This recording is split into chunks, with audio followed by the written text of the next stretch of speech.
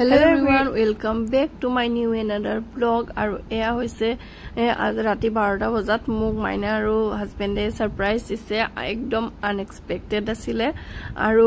bahut bhal lagile eneke surprise pai aru tar pasot eneke cake khalu aru tar pasot cake opiman photo uthilu aru enekoi eta simple ke horu koi birthday celebration korilu kintu bahut bhal lagisile jetia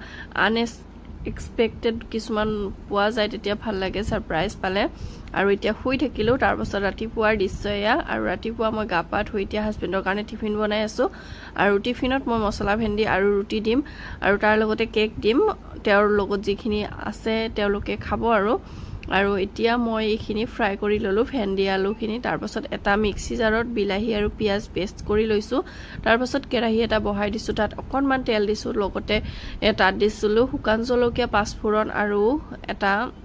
তেজপাত তাৰ পাছত যিখিনি paste কৰি ৰাখিছিলো সেইখিনি দি লৈছো আৰু এইখিনি অকনমান টাইম ভাজি লৈছো যেতিয়ালৈকে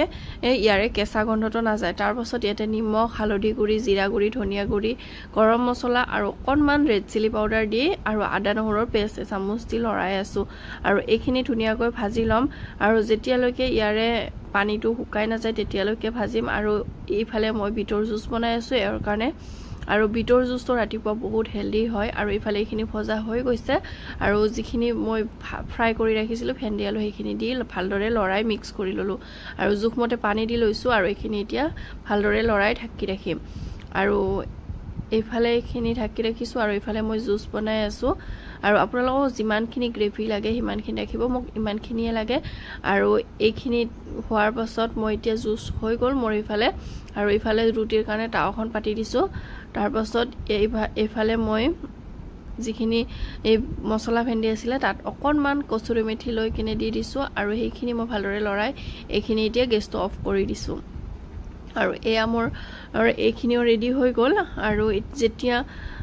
এইখিনি ৰুম টেম্পাৰেচাৰত আহিব তেতিয়া মই পেকিং কৰিম আৰু এইফালে ৰুটিও হৈ গৈছে আৰু এইফালে মই এইখিনি জুসো বনাই দিলো আৰু এতিয়া হাজবেণ্ড গল ডিউটিলে আৰু এও পঠাই মই আকৌ মাইনাৰ কাৰণে এতিয়া টিফিন বনাব লাগিব আৰু খানা বনাব লাগিব আৰু এও যোৱাৰ লগে লগে আকৌ মই কিচেনত আহি মাইনাৰ কাৰণে ভাত বনাইছো আৰু মাখানা रोस्ट কৰি আছো আৰু এইফালে মাইনা উঠা নাছিলে তাইক এতিয়া জগাব লাগিব আৰু তাইক মই এতিয়া জগাও আৰু তাইক জগাই মেলি এতিয়া মই আকৌ মাইনাৰ কাৰণে টিফিন পেক কৰি আছো আৰু আজি মাইনাৰ টিফিনত দিম এপল আৰু এপলটো এনেকৈ সৰু কাটি লৈছো আৰু কেক দিম আৰু তাৰ লগতে যিখিনি মাখানা रोस्ट কৰিছিলো সেইখিনি দিম আৰু এনেকে কিবা কিবি এনে হেলদি বস্তু দিলে ভাল লাগে আৰু তাৰ পাছত ইয়াতে ওপৰত সৰু এইটোত মই দুটা তাৰ কাৰণে খেজুৰ দিছো তাই খাব খুব ভাল পায় আৰু মাইনাৰ লাঞ্চ বক্স পেক হৈ গল আৰু এয়া মই গুটিখিনি ৰেডি কৰি পেক কৰি দিলো বেগটো